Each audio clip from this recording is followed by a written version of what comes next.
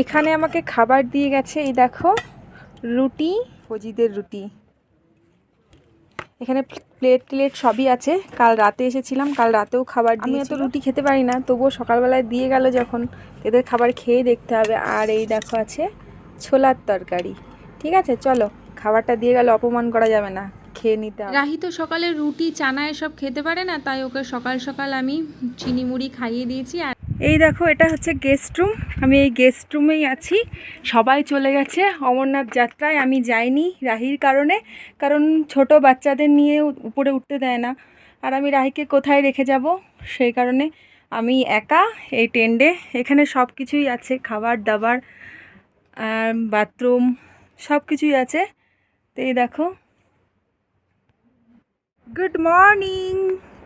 এই দিকের ভিউটা দেখো, আমি যেখানে আছি কি সুন্দর, আকাশটা দেখো মেঘের সাথে মিশে গেছে। 14 বছর বয়স না হলে অমরনাথ যাত্রার পারমিশন পাওয়া যায় না। আর রাহির বয়স তো 14 বছর হয়নি। ওকে কোথায় রেখে কার কাছে রেখে যাব, তাই আমার আর যাওয়া হলো না। ওদের ফিরতে ফিরতে হয়তো রাত হয়ে যেতে পারে। সেই ভোরবেলা মানে 4টের সময় ঘুম থেকে উঠে রেডি হয়ে 6টার মধ্যে বেরিয়ে পড়েছে। আমি আর রাহি এখানে সারাদিন আজকে টাইম কাটাবো। জানি না সারাদিন ধরে কি করব। রাহি তো ফোন, এই দেখো, এই হেলিকপ্টারে করে অমরনাথ যারা হেঁটে যেতে পারে না, তারা হেলিকপ্টারে করে যায়, আবার হেলিকপ্টারে করে আসে। একদম আমার টেন্টের সামনে দিয়েই হেলিকপ্টারটা যাচ্ছে, এইখানেই নামবে,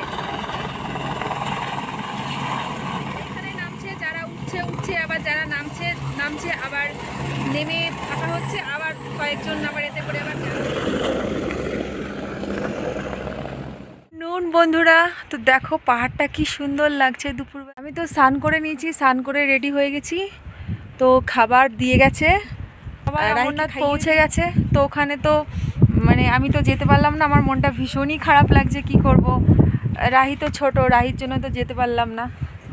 তো রাহি যখন বড় হয়ে যাবে, তখন আমি আর রাহি আবার আসবো, আবার দেখব।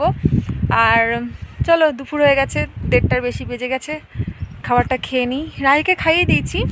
তো এই দেখো আমার রাহি, আমি আর রাহি এখানে বসে বসে ওয়েট করছি। তো বিকেল হোক, আজকে ওয়েদারটা খুব সুন্দর, বিকেলবেলা একটু বেরোবো। আর ওরা সন্ধ্যে মধ্যে চলে। যখন এসেছিলাম মানে সূর্য ডুবে যাওয়ার পরে ভীষণ ঠান্ডা ছিল, কম্বল গায়ে দিয়ে ঘুমিয়েছিলাম, শীতের জামা কাপড় আনিনি। আসার সময় বললো কি ঠান্ডা নেই, শীতের জামা কাপড় আনতে হবে না, কিন্তু ঠান্ডা লাগছিল। শুধু ইনার নিয়ে ভিতরে যখন ছিলাম তখন আর ঠান্ডা লাগছিল না, বাইরেই ঠান্ডা লাগছিল। অনেকের ধারণা না যে কাশ্মীরের ঠান্ডা বরফ পড়ে, বরফ সবসময় পড়ে না, বরফ পড়ে তোমার শীতকালে। শীতকালে এসব সবুজ সবুজ যা দেখছো না এই পাহাড়ে, এসব সব সাদা সাদা হয়ে যায়।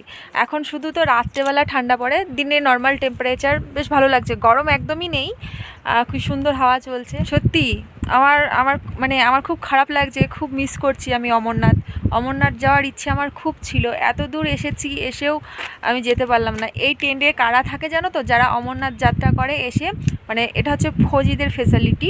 তো কাল এসে রেজিস্ট্রেশন করিয়েছিলাম যাবো বলে, কিন্তু অমরনাথ পৌঁছে গেছে। তো ওখানে তো আমি তো যেতে পারলাম না, আমার মনটা ভীষণই খারাপ লাগছে। কি করব, রাহি তো ছোট, রাহির জন্য তো যেতে পারলাম না। তো রাহি যখন বড় হয়ে যাবে, তখন আমি আর রাহি আবার আসবো, আবার দেখব। আর চলো, দুপুর হয়ে গেছে, 1:30টার বেশি বেজে গেছে। খাবারটা খেয়ে নিই, রাহিকে খাইয়ে দিয়েছি। তো এই দেখো আমার রাহি, আমি আর রাহি এখানে বসে বসে ওয়েট করছি। তো বিকেল হোক, আজকে ওয়েদারটা খুব সুন্দর, বিকেলবেলা একটু বেরোবো। আর ওরা সন্ধ্যে মধ্যে চলে আসবে। আমি খাবার খেয়ে নিই, ঠিক আছে? দেখো দুপুরে কি খাবার দিয়ে গেছে। এর মধ্যে আছে ভাত, এর মধ্যে আছে একটা শুকনো তরকারি, আর এর মধ্যে আছে না, এটা সকালের, এটা ছোলা দিয়ে গেছিলো সেটা। এর মধ্যে আছে ডাল। তো দেখো ভালোই খাবার দিয়েছে। ঠিক আছে, চলো খেয়ে নিই। কি করছো? বেবি পাথর নিয়ে কি করছো? খেলা করছো?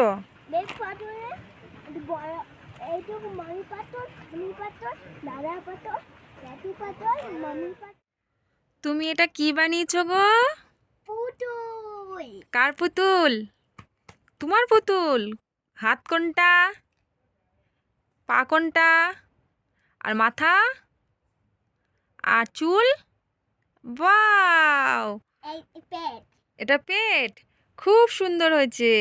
ওয়াও, তাই তো, থ্যাংক ইউ, খুব সুন্দর পুতুল। যাও খেলা করো।